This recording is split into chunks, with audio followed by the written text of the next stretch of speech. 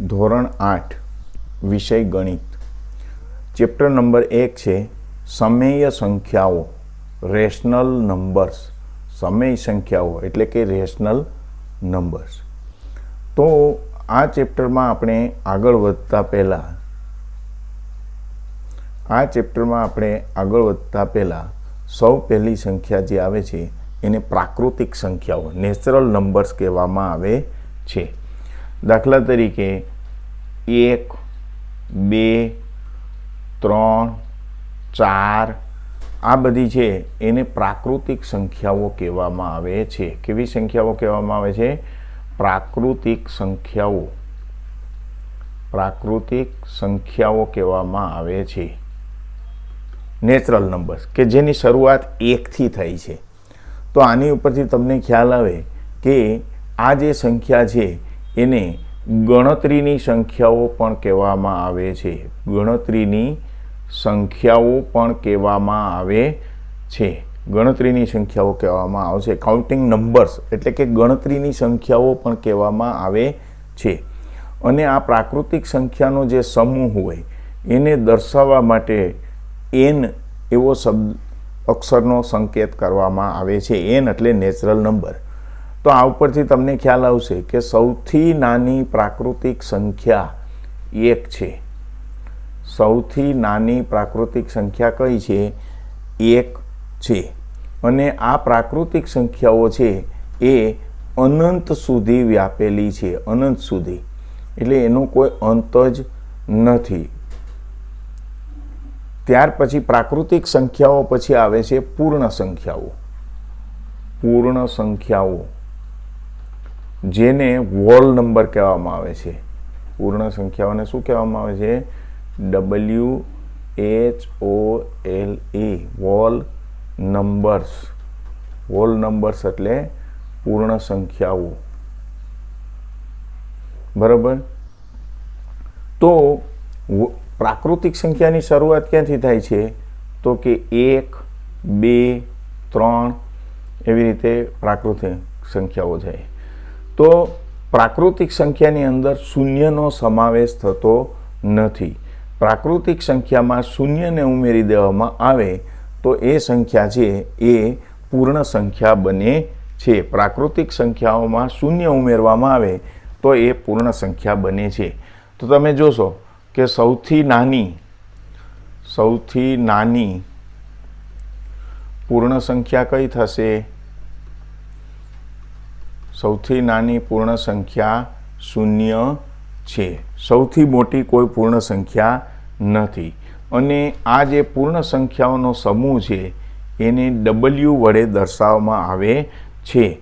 પૂર્ણ સંખ્યાઓ છે, પૂર્ણ સંખ્યાઓ તે અનંત છે। કેવી છે? અનંત। તમે સતત લખી જ રાખો પણ એનો કોઈ અંત આવતો નથી, બરાબર।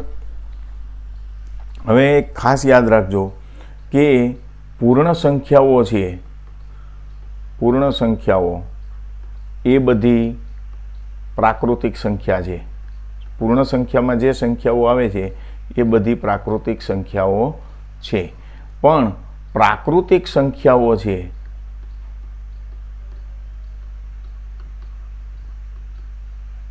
એમાં પૂર્ણ સંખ્યા થતી નથી। શા માટે? કે પ્રાકૃતિક સંખ્યાઓમાં શૂન્ય ઉમેરવામાં આવે તો જ એ પૂર્ણ સંખ્યા થાય છે।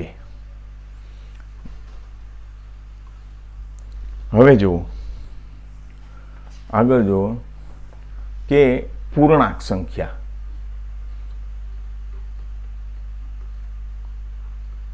પૂર્ણાંક સંખ્યા જેને ઇન્ટીજર્સ કહેવામાં આવે છે।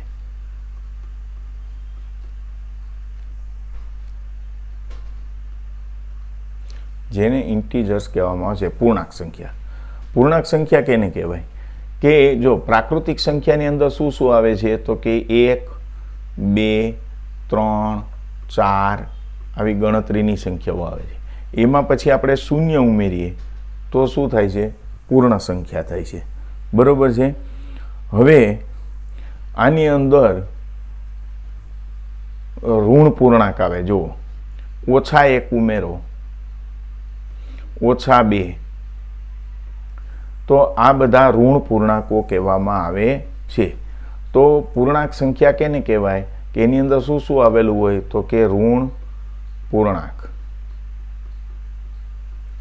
શૂન્ય, અને આ જે બધા છે એને શું કહેવામાં આવે છે ધન પૂર્ણાંક. ઋણ પૂર્ણાંક, શૂન્ય અને ધન પૂર્ણાંક આ બધું સાથે મળી અને જે સમૂહ બને છે એને પૂર્ણાંક સંખ્યા કહેવામાં આવે છે. અને પૂર્ણાંક સંખ્યા દર્શાવવા માટે એનો જે સંકેત છે એને ઝેડ કહેવામાં આવે છે. ઝેડ એટલે પૂર્ણાંક સંખ્યા. બરાબર. હવે જો કોઈ પણ બે પૂર્ણાંક સંખ્યા હોય એનો સરવાળો કરો ને, 2 પૂર્ણાંક સંખ્યા છે, 3 પૂર્ણાંક સંખ્યા છે, તો 2 + 3 કરો એટલે 5 આવ્યા. તો આ 5 છે ને એ પણ પૂર્ણાંક સંખ્યા છે. ખ્યાલ આવ્યો? કોઈ પણ બે પૂર્ણાંક સંખ્યાનો સરવાળો કરવામાં આવે તો એનો જે જવાબ આવે છે એ પણ પૂર્ણાંક સંખ્યા જ છે. આગળ વધીએ. હવે આવે છે સમય સંખ્યા. સમય સંખ્યા, રેશનલ નંબર્સ. સમય સંખ્યા કોને કહેવાની કે એની અંદર શું શું આવે છે તો કે ઋણ પૂર્ણાંક, પછી શૂન્ય, પછી ધન પૂર્ણાંક, એટલે પૂર્ણાંક સંખ્યાઓ બધી આવી ગઈ. ત્યાર પછી ધન અપૂર્ણાંક, ધન અપૂર્ણાંક અને ઋણ અપૂર્ણાંક, ઋણ અપૂર્ણાંક. શૂન્ય, ધન પૂર્ણાંક, ઋણ પૂર્ણાંક, ધન અપૂર્ણાંક, બરાબર, ઋણ અપૂર્ણાંક, આ બધું ભેગું થાય તો આ જે સંખ્યા બને છે એ સમય સંખ્યા એટલે કે રેશનલ નંબર, રેશનલ નંબર્સ બને છે. બરાબર. હવે જુઓ એના માટેના કંઈક થોડાક રૂલ્સ છે એને આપણે જોઈએ કે જે સંખ્યા P/Q એટલે જ્યાં P અને Q, જ્યાં P અને Q પૂર્ણાંક સંખ્યાઓ છે. કેવી છે? પૂર્ણાંક સંખ્યાઓ છે.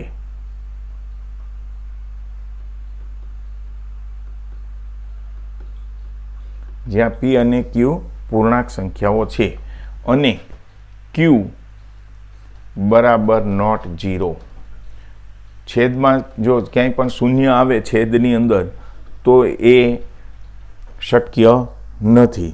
આ સ્વરૂપે લખી શકાય એવી સંખ્યા સમય સંખ્યાઓ કહેવાય છે. સમય સંખ્યાઓ કહેવાય છે.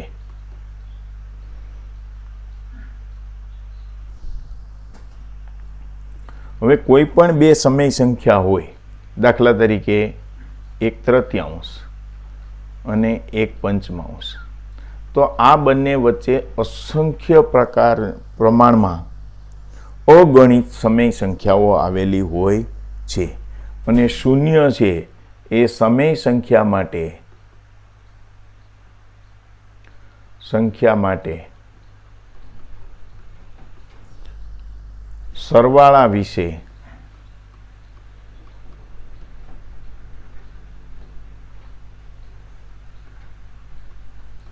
તટસ્થ સંખ્યા છે.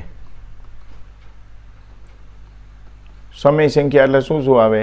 ધન પૂર્ણાંક આવે, ઋણ પૂર્ણાંક આવે, ધન અપૂર્ણાંક આવે, ઋણ અપૂર્ણાંક આવે, વગેરે વગેરે. અને એક છે એ સમય સંખ્યા માટે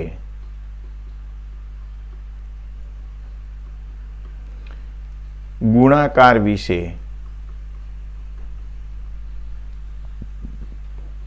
તટસ્થ સંખ્યા છે. બરાબર છે. આ તમે સમય સંખ્યા વિશેનું જાણ્યું.